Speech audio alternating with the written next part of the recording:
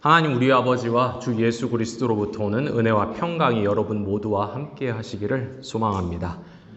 교우 여러분, 오늘 우리가 이제 2024년 주일 마지막 예배를 드리고 있습니다. 내일과 모레가 지나면 2025년 이제 새해가 시작되는데요. 어떤 마음 또 어떤 기대를 갖고 그렇게 새해를 맞이하고 계신가요? 한 해를 보내고 또 새해를 맞이하는 이 송구영신의 시점에 예레미야가 전한 희망의 메시지를 여러분과 함께 나누어 보고자 합니다. 이 중에 성경 좀 알거나 또 성경 많이 읽어보신 분이라면요, 희망의 메시지를 전한다고 하면서 왜 하필 예레미야서를 본문으로 정했는가 라고 질문하실 수도 있겠습니다. 왜 그러냐면 예레미야는 고난의 예언자, 눈물의 선지자가 아니던가요? 성경의 여러 책들 중에 예레미야서는요, 분명 읽기 쉬운 책은 아닙니다. 분량도 총 52장으로 많고요. 어조도 굉장히 어둡습니다. 시대적으로 이 유다 왕국이 몰락했던 시기, 또 멸망했던 시기, 또 포로가 되어 바빌론으로 끌려간 시기를 아우르고 있는 책이기 때문에 밝을 턱이 없겠죠. 실제로 전체 그 52장 분량 가운데 압도적으로 많은 부분이 경고하고 또 심판하고 그리고 그 심판에 대해서 애통하는 메시지로 가득 채워져 있습니다. 그러다 보니까 읽기가 참 쉽지 않습니다. 또한 예레미야서를 읽어보면요, 이 예레미야라는 인물이 굉장히 투쟁적인 인물이었음을 발견하게 됩니다. 예레미야가 맞서 싸웠던 대상은 당시 시대 가운데서 줄기차게 오로지 긍정적인 메시지, 사람들이 듣기 좋아하는 이야기만 전하던 자들이었습니다. 여기서 한 가지 의문이 듭니다. 어려운 시기에 좀 듣기 좋은 이야기 한다는데 뭘 저렇게 날카롭게 반응하나 싶기도 하죠. 그렇지만 예레미야가 단지 부정적이고 염세적인 인물이었는가? 그건 또 아니었습니다. 그의 고독함, 그의 투쟁 가운데는요, 한 가지 분명한 문제의식이 있었습니다. 환영할 만한 이야기, 긍정적인 메시지만을 전하는 자들을 예레미야가 바라보면서 이 예레미야는 질문했습니다. 정녕 하나님께서 그런 말씀을 주셨는가? 그런 메시지를 사람들에게 전할 근거가 있는가? 그렇게 질문했습니다.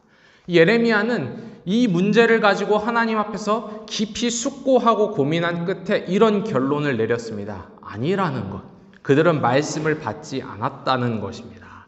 그 결과 예레미야는 그 사람들을 거짓 예언자들이라고 부르기도 했습니다. 오늘날의 표현을 바꾸어 사용하자면 하나님 말씀은 전하지 않고 오로지 인간의 가려운 귀만 긁어주는 종교 사기꾼이라고 했던 것입니다. 그러다 보니 이들과의 대립이 오히려 가면 갈수록 심해지는 것은 너무나 당연한 일이었습니다. 거짓 예언자라고 불렀으니 말이죠. 그랬던 예레미야가 오늘 본문 말씀 보시면요, 놀랍게도 희망을 말하고 있습니다. 심지어 이 말씀을 말했던 시점은 이미 나라도 무너지고 예루살렘 멸망당했고 사람들은 포로가 되어 바빌론으로 끌려가 버린 시점이었습니다. 그런데 그때 예레미야가 희망을 말했다. 그 이유는 무엇이었을까요? 본문 말씀을 우리가 면밀히 살펴보면서 이 눈물의 예언자라는 예레미야가 희망을 말할 수 있었던 이유와 근거를 하나하나 따져보는 것이 오늘 설교 본론에 해당하는 작업이겠습니다. 여러분 7절 한번 보실까요? 화면에 나오죠? 7절 한번 보시면요, 이렇게 시작하고 있습니다. 여호와께서 이와 같이 말씀하시니라. 너희는 기뻐 외치라. 너희는 전파하며 찬양하며 말하라. 여호와여 주의 백성 이스라엘의 남은 자를 구원하소서 하라. 자, 여러분, 예레미야가 희망을 말할 수 있었던 첫 번째 이유, 근거는 무엇입니까? 바로 마침내 구원의 약속, 희망의 말씀이 주어졌기 때문입니다. 여호와께서 이와 같이 말씀하셨다. 기뻐하고 찬양하라는, 외치라는 명령이 주어졌기 때문에, 그리고 7절 후반부에 나오듯 여호와여 주의 백성 이스라엘의 남은 자를 구원하소서 하라라는 그 명령이 주어졌기 때문에 그간의 어둡고 무거웠던 어조를 다 멈추고 이제는 기쁨으로 희망의 메시지를 외칩니다. 여러분, 그러니까요, 사실 이 예레미야는 그동안의 희망을 포기했던 것, 희망을 저버렸던 것이 아니었습니다. 이 예레미야는 결코 무미건조하거나 냉담한 사람도 아니었습니다. 그가 단지 맞섰던 것은 근거 없는 섣부른 희망이었던 것이지 희망 자체를 결코 버렸던 것이 아니었습니다. 이 이야기도 들려오고 저 이야기도 들려오는 그런 썰이 난무하는 시대 가운데서 정말 근거 있는 희망, 하나님의 말씀, 하나님의 약속이 자기에게 임하기만을 묵묵히 기다렸던 것입니다. 그리고 마침내 말씀이 임했습니다. 그 말씀이 임했기 때문에 예레미야는 비로소 선포하는 것입니다. 그가 전령이기 때문에, 메신저이기 때문입니다. 받은 것을 전하는 자 말입니다. 교회 여러분, 신약 성경 베드로전서 3장 15절 보시면요, 이런 말씀이 있습니다. 너희 속에 있는 소망에 관한 이유를 묻는 자에게는 대답할 것을 항상 준비하되. 너희 속에 있는 소망에 관하여 이유를 묻는 자에게는 대답할 것을 항상 준비하라. 여기 보시면요, 소망에 대해서 말하고 있는데 동시에 무엇을 이야기합니까? 소망의 이유, 소망의 근거에 대해서 이야기하고 있습니다. 그러니까 여러분, 기독교가 가진 이 소망은요, 기독교가 붙드는 이 소망은요, 그저 막연한 희망, 막연한 듣기 좋은 이야기, 근거 없는 낙관적인 사고가 아니라 근거 있는 소망이고 이유가 있는 희망입니다. 희망의 말씀이 주어졌기 때문에 희망을 전하는 것이지, 주어지지 않는 말씀을 자의적으로 우리가 만들어내서, 사람이 만들어내서 사람들을 만족시키는 것이 아닙니다. 예를 들어 지난주에 우리가 성탄절을 지켰는데요. 왜 성탄절이 기쁜 날입니까? 바로 구원자가 이 땅에 오셨기 때문에, 그 사건이 있었기 때문에 기쁜 것입니다. 예수 탄생과 함께 구원의 소식이 우리에게 주어졌기 때문에 우리에게 기쁨과 소망의 근거이자 이유가 되는 것이죠. 성탄의 사건이 있었고, 십자가의 용서가 있었고, 죽음에서 부활하신 사건이 있었기 때문에 그것을 바탕으로 삼아서 교회가 이후에 희망을 비로소 전할 수 있게 된 것입니다. 예를 들어서요, 제가 지금 강단에서 아무리 여러분 귀에 듣기 좋은 말, 여러분 재밌는 이야기, 감동할 만한 이야기, 심쿵할 만한 썰을 제가 여기서 푼다고 할지라도 그것이 주어진 말씀, 주어진 사건에 근거하지 않는다면 하나님 앞에서 저는 기껏해야 거짓 예언자일 뿐입니다. 왜냐하면 우리 기독교가 믿고 바라고 소망하는 하나님은요, 죽은 신, 하나의 추상적 개념 혹은 사상이 아니라 살아계신 하나님이며 또 말씀하시는, 말씀을 걸어오시는 하나님이기 때문입니다. 그러니까 정리하자면요, 기독교 신앙에 있어서 우리가 희망할 수 있고 또 희망을 저버리지 않을 수 있는 근거는요, 바로 이 주어진 말씀입니다. 말씀을 주셨기 때문에 그것을 가지고 희망하는 것입니다. 그렇다면 이제 예레미야가 받아 전한 희망의 메시지, 그 구체적 내용을 살펴보겠습니다. 간략하게 핵심부터 말씀드리자면 이 예레미야는요, 희망의 근거를 다름 아닌 자신의 백성, 자신의 사람들을 모으시는 이 하나님의 확고한 의지에 두고 있습니다. 하나님은 자신의 사람들, 자신의 백성들을 기필코 모으시며 그 일을 결코 포기하지 않으신다는 것, 그것이 예레미야가 받아서 전했던 희망의 근거였습니다. 특별히 제가 여기서 자신의 백성, 자신의 사람을 모으시는 하나님의 확고한 의지라고 표현하는 까닭은요, 오늘 본문 8절이 잘 묘사하고 있듯이 자신의 백성을 모으시려는 이 하나님의 의지가 인간이 보기에는 정말 어려워 보이는, 도무지 어려워 보이는 그런 상황과 장애를 뛰어넘고 있기 때문입니다. 여러분, 한계를 뛰어넘는 하나님의 확고한 의지는요, 먼저 공간적 차원, 장소적 차원에서 묘사되고 있습니다. 본문 8절 먼저 보시면요, 이와 같은 선언으로 시작됩니다. 보라, 나는 그들을 북쪽 땅에서 인도하며 땅 끝에서부터 모으리라. 이런 말씀으로 시작되죠. 무슨 말입니까? 자신의 백성, 자신의 사람을 모으시는 하나님의 의지는 지역과 거리의 지역적 한계를 뛰어넘는다는 것입니다. 그렇기 때문에 희망을 둘 수 있다. 이게 사실은 오늘날의 우리들한테는 잘 와닿지가 않습니다. 왜냐하면 오늘날의 시대는 이 지역 간, 국가 간의 이동과 교류가 워낙 용이하다 보니까, 국제화 시대이다 보니까 이것이 잘 와닿지 않을 수 있습니다. 하지만 예레미야가 살았던 시대는요, 오늘날로부터 대략 2600년 전의 시대입니다. 웬만한 사람은요, 자기가 태어나서 자라난 동네 근방을 평생 벗어날 일이 없었습니다. 그곳에서 태어나서 그곳에서 살다가 그곳에서 생애를 마치는 것이 일반적이었습니다. 그런데 예루살렘에서부터 시작해서 오늘날 이라크, 바그다드 남부에 위치한 것으로 추정되는 이 바빌론까지는요, 이 지도상에다가 자를 대고 직선으로 쭉 그어도 1100km 정도 되는 거리입니다. 당연히 그렇게는 안 가겠죠. 이렇게 길을 따라가면 2000km도 되고 2500km도 되는 것입니다. 지금이야 항공기로 1시간에서 2시간 사이 비행거리밖에 되지 않지만, 여러분 도보로 그 길을 걸어간다고 생각해 보십시오. 도보로 혹은 기껏해야 낙이나 낙타 타고 이동하는 시대에는 정말 어마어마한 거리입니다. 그러니 저 멀고 낯선 땅 바빌론으로 끌려간 사람들이 과연 살아서나 돌아올 수 있을까? 더군다나 그곳 바빌론에서 자식도 낳고 기르고 또 정착하고 나면 과연 다시 하나님이 부르셔도, 백성으로 불러도 이 본토 고향으로 돌아올 수 있을지 결코 장담할 수 없는 것입니다. 만만치 않은 것이죠. 더욱이 여러분, 이 고대의 사람들은요, 거의 대부분들이 어떤 사고관을 가지고 있었냐면, 곳이라는 것이 이렇게 지방신, 지역신, 민족신으로 그렇게 이해하고 믿었더랬습니다. 무슨 말이냐면, 마치 인간 왕, 인간 군주처럼 신이 활동하고 역사하는 공간이 이렇게 나뉘어서 제한되어 있다는 말입니다. 예를 들어 바빌론 땅에는 바빌론의 신이 있고, 아수르에는 아수르가 섬기는 신이 있는 겁니다. 그러다 보니까 지역마다, 민족마다, 지방마다 신이 다 제각각인 것이죠. 우리가 구약 성경 보면 그런 말씀 많이 마주치게 되죠.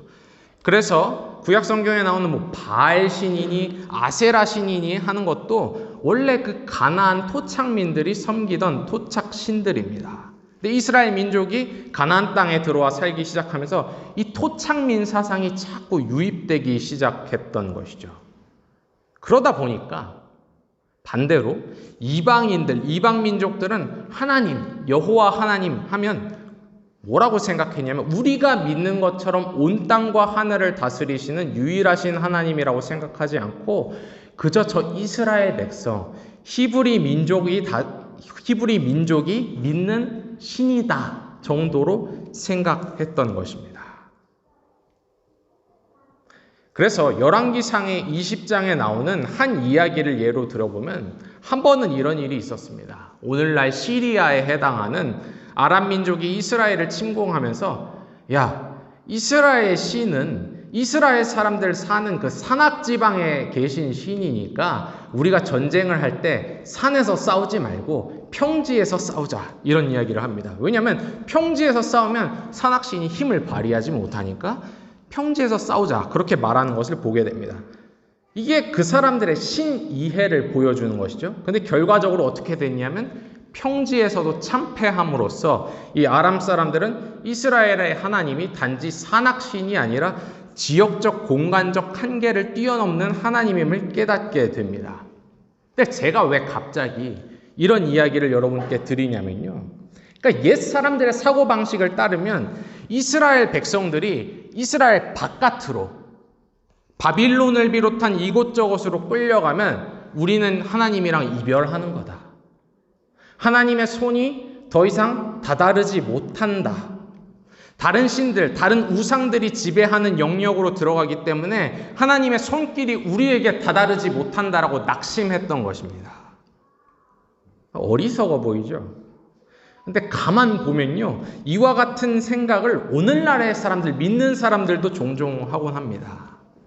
어떻게 하냐면요, 마치 하나님이 이 교회 예배당 안에만 계시는 것으로 생각해서 여기서만 하나님이 은혜를 베푸시고 여기서만 하나님이 우리를 지금 지켜보고 계시기 때문에 교회당 안에서만 적당히 점잖게 살면 되고, 우리의 일상, 우리의 사생활 가운데서는 마치 하나님 우리와 계시지 않은 것처럼 그렇게 이중적으로 사는 일도 적지 않습니다. 하나님은 교회에 계신 분. 하지만 나의 은밀한 사생활에는 하나님 계시지 않다. 또 때로는 우리가 정말 어렵고 힘들고 비참한 상황이 되면 이런 마음이 들 때가 있죠. 여기엔 하나님 계시지 않는다. 하나님 우리 버렸다. 그렇게 낙담할 때도 많습니다. 심지어 자기 혼자 그렇게만 생각하는 것이 아니라 남을 보면서 그렇게 생각하기도 합니다. 저 사람 저렇게 안 되는 거 보니까 하나님 저렇게 안 계신가 보다. 저 사람과 함께 안 하시나 보다. 그런 오해까지 하곤 합니다. 그런데 예레미야는 전하는 겁니다. 하나님의 손길이라는 게 화려하고 거룩한 도성 예루살렘 성전 안에만 머무르는 것이 아니라 교회 예배당에만 하나님 손길이 임하는 것이 아니라 바빌론에도 북쪽 땅에도 오늘 본문 말씀처럼 땅끝에도 우리의 일상 끝자락에도 그 손길이 능히 다다른다는 것을 우리가 분명하게 깨닫고 인식할 필요가 있다. 그 손길이 닿지 않는 곳은 없다라는 것입니다. 교회 여러분, 우리가 성경을 좀 더 넓은 시야에서 바라보게 되면요, 이 시점에서 우리는 잠시 믿음의 조상 아브라함 이야기도 떠올려 볼 수 있습니다. 여러분, 믿음의 조상 아브라함이 원래 출신지가 어디입니까? 믿음의 조상 아브라함이 출발했던 출발지가 어디입니까? 혹시 아십니까? 원래 그 동네 사람이 아닙니다. 갈대아 우르 사람입니다. 성경에 보면 그렇게 나와 있죠. 갈대아 우르. 근데 굉장히 재밌는 것은 뭐냐면요, 이 갈대아 우르라는 곳이 어디냐면 그 바빌론의 남쪽에 위치한 오늘날 이라크의 한 작은 마을입니다. 그러니까 유대인의 조상인 이 아브라함은 이미 시작부터 고대 바빌론 근처 지금 이 백성들이 포로로 끌려간 그곳 근처에 살던 사람이었다는 겁니다. 근데 그 먼 옛날 아브라함을 하나님이 부르셨고 또 모으셨다는 것이죠. 그 하나님의 의지와 열심에 이끌려 갈대아 땅으로부터 약속의 땅까지 먼 여행을 해서 왔던 것입니다. 그러니까 이 여행은, 이 포로기로부터 돌아오는 여행은 처음 있는 일이 아니었어요.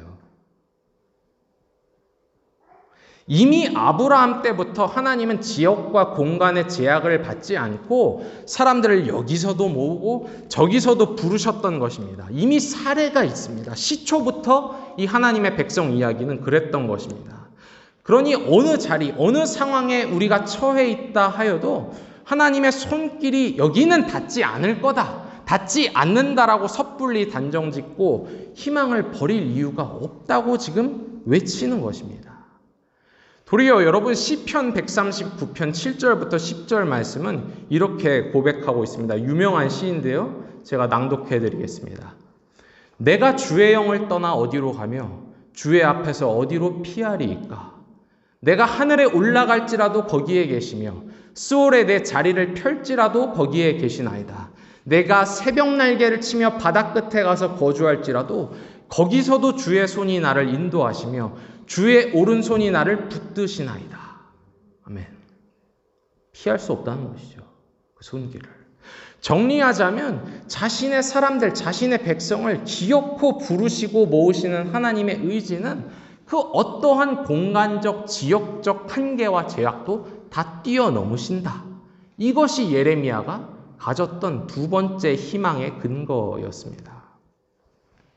계속해서 8절 후반부 보시겠습니다. 8절 후반부 보시면요, 자신의 백성을 모으시는 하나님의 손길을 따라 길을 떠나는 사람들의 장면을 보여주는데 이렇게 묘사합니다. 맹인과 다리 저는 사람과 잉태한 여인과 해산하는 여인. 맹인과 다리 저는 사람과 잉태한 여인과 해산하는 여인. 자, 여기 나열된 무리들을 보시면요, 두 가지 특징이 발견됩니다. 하나는 뭐냐면 긴 여행을 할 수 없는 사람들입니다. 이동이 불가능한 사람들입니다. 여러분 한번 상상해 보십시오. 떠올려 보십시오. 길을 보지 못하는데 어떻게 가요? 게다가 그 다음 사람들은 걷기가 불편한 다리 저는 사람들입니다. 그리고 마지막으로는 막 아이를 낳아서 절대적으로 휴식과 회복이 필요한 산모가 제가 아까 전에 말씀드렸죠. 자를 대고 그어서 직선거리만 1100km가 넘는데 1100km가 넘는데 아무런 현대적 이동수단도 없이 어떻게 거기까지 걸어갈 수 있겠습니까? 불가능합니다. 산모의 경우에는요. 비행기 티켓을 내가 끊어준다 그래도 안 갈 판입니다. 내가 거길 어떻게 가냐. 말이 되는 소리를 해라. 이들에게서 공통적으로 발견되는 또 다른 특징은요. 이 무리들은요. 군역이 불가능합니다. 군사 복무가 불가능합니다. 여러분 구약 성경에 보시면은 굉장히 재미없는 구절도 있습니다. 읽기 어려운. 그게 뭐냐면 인구조사해서 통계내는 구절들입니다. 근데 그때마다 사람 수를 세는 기준이 뭐냐면 이 신체 건강한 남성의 수를 세는 겁니다. 물론 고대의 사회 시대가 아무래도 남성 우월주의적이고 가부장적이다 보니까 그런 이유도 있지만 이유가 있습니다. 왜 꼭 그렇게 인구를 셌냐면 바로 군역이 가능한 전투병 역할을 감당할 수 있는 인원의 수를 셌던 것입니다. 오늘날처럼 이렇게 인권도 발달하고 법적 질서가 발전하기 전까지 인류는요. 불과 150년 전까지만 하더라도 늘 생존을 위해 싸움과 전쟁을 일삼는 역사를 우리 인간이 살아왔습니다. 그러다 보니까 군역이 가능한, 전투가 가능한 사람의 수를 늘 셌던 것이죠. 이제 이분들도 포로 생활로부터 돌아가야 되는데, 먼 거리를 거쳐서 돌아가야 되는데 그동안에 어떤 외부의 위협이 있을지도 모르는 것이고 또 자기 방어를 위해서는 병력이 필수적인데 여기 나와 있는 명단을 한번 보십시오. 묘사를 보십시오. 아무도 군역에 적합하지 않습니다. 아무도 전투병 역할을 할 수가 없어요. 그냥 외적이 쳐들어오면 끝장나는 겁니다. 그러니까 무슨 말이냐면 백성을 다시 모아서 세우시려고 하는데 하나님의 그 하나님의 의지 실현이 정말 위태로워 보인다는 것. 아유, 그게 되겠습니까? 그게 가능하겠습니까? 불가능해 보인다는 것입니다. 그런데 여러분 이렇게 절대적으로 이동 불편하고 또 자기 방어 안 되는 그런 불가능해 보이는 상태 묘사는요. 사실 다름 아닌 하나님이 불러서 모으시려고 하는 사람들이 어떤 사람들인지 어떤 상태에 있는 사람들인지를 보여주는 하나의 비유입니다. 당연히 그 무리 중에는 저 묘사와 같은 사람들만 있지는 않았겠죠. 이것은 하나의 비유입니다. 즉 무슨 말이냐면 그러니까 올만하니까 오는 사람들, 올 능력이 되기 때문에 오는 사람들이 아니라는 겁니다. 제 발로 걸어갈 수 있고 힘이 있고 능력이 있어서 오는 사람들이 아니라는 겁니다. 도리어 누군가가 제3자의 입장에서 객관적으로 보면 야, 저런 사람들도 과히 하나님의 사람이라고 할 수 있겠냐? 응?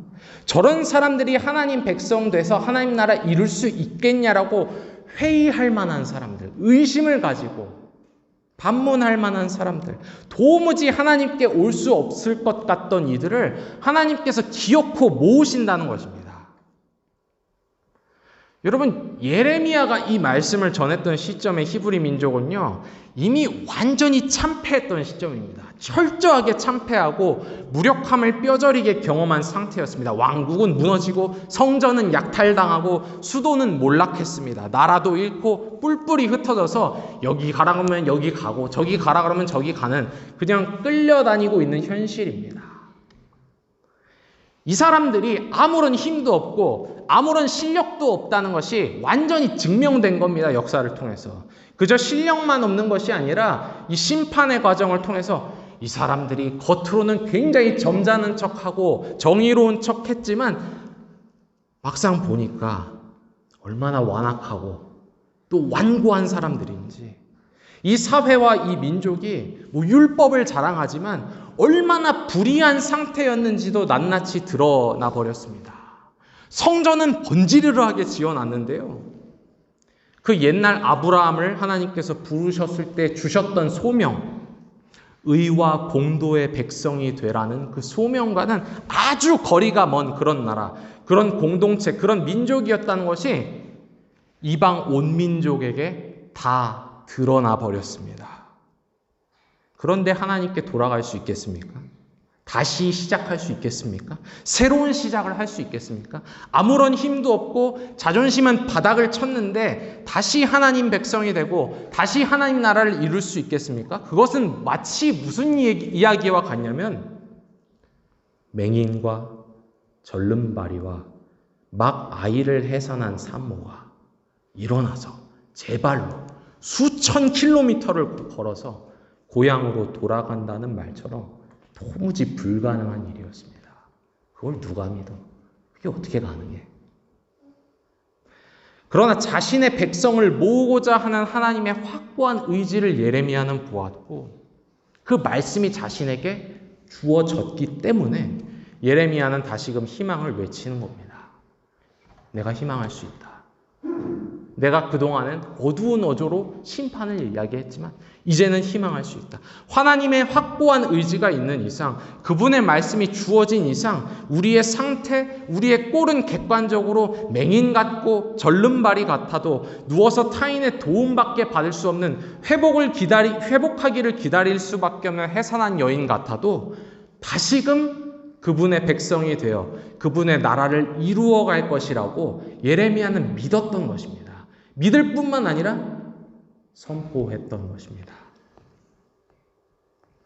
9절에서는요, 하나님께서 자신의 백성들을 모으시는 이제 장면을 굉장히 극적으로 묘사합니다. 그들이 울며 돌아오리니 나의 인도함을 받고 간구할 때 내가 그들을 넘어지지 아니하고 물 있는 계곡의 고든 길로 가게 하리라. 이제야 미스테리가 풀리는 거죠. 어떻게 저런 사람들이 고향 땅으로 돌아갈 수 있을까? 마치 과거 출애굽할 때 한 장면처럼 예레미야는 다시 하나님의 사람들, 하나님의 백성들이 광야로 나서는 장면을 떠올려 보고 있습니다. 다시 선거입니다. 다시 우리가 길 떠나자. 다시 우리가 여행을 시작하자. 믿음의 길을 결코 완주할 수 없을 것 같이 보이는 상태의 사람들, 연약하고 자기 방어 안 되는 사람들이 길 위에 섰습니다. 그러나 동시에 이 사람들을 고든 길로 인도하시는 하나님, 이 사람들이 넘어지고 자빠지지 않도록 길을 앞에서 평탄케 하시는 하나님, 목이 말라 지쳐 쓰러질 때가 되면 샘을 터서 물을 마시우게 하는 하나님이 거기에 그 자리에 함께 계심을 예레미야는 주목했습니다. 또다시 하나님과 함께하는 여행이 시작되는구나. 아브라함에게도 그랬고 모세에게도 그랬듯이 또다시 하나님과 새롭게 시작하는 여행이 시작되었구나. 그 하나님의 확고한 의지와 능력이야말로 바로 굉장히 암담한 시대를 살았던 그 눈물의 예언자가 다시금 희망을 말하고 다시금 희망을 선포할 수 있었던 근거였던 것입니다. 교회 여러분, 한 해를 보내고 새해를 맞이하는 주일에 여러분과 희망의 근거, 희망할 수 있는 근거를 주제로 말씀 나눠보았습니다. 이제 오늘 본문 말씀 속에 담긴 가장 강력한 근거, 가장 강렬한 마지막 근거를 여러분께 전해드리면서 설교를 마치도록 하겠습니다. 여러분이 어떤 상황에서도 희망을 잃지 않을 수 있는 이유, 정말 요즘과 같은 상황에서도 희망할 수 있는 근거는요, 하나님께서 백성된 우리들, 여러분을 그저 백성이 아니라 자녀라 부르셨기 때문입니다. 자녀라. 오늘 본문 말씀 마지막 부분인 9절 후반부 한번 보십시오. 이렇게 끝납니다. 나는 이스라엘의 아버지요, 에브라임은 나의 장자니라. 하나님께서는 자신의 백성을 그냥 백성이라고 부르시지 않았습니다. 그게 끝이 아니었습니다. 그러니까 그저 왕과 백성, 군주와 다스림을 받는 자의 관계로 두지 않고 자녀라 부르셨습니다. 단지 백성을 돌보고 다스릴 통치자의 의무와 책임감만 강조하는 것이 아니라 정말 끈끈하고 강력한 아버지의 사랑으로 부르셨습니다.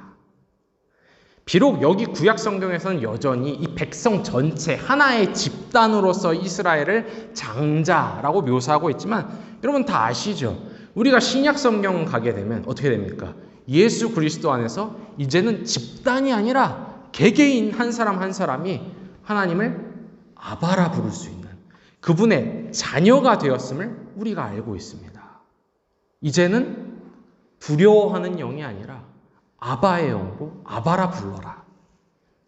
그 말씀과 그 근거를요 주신 것입니다.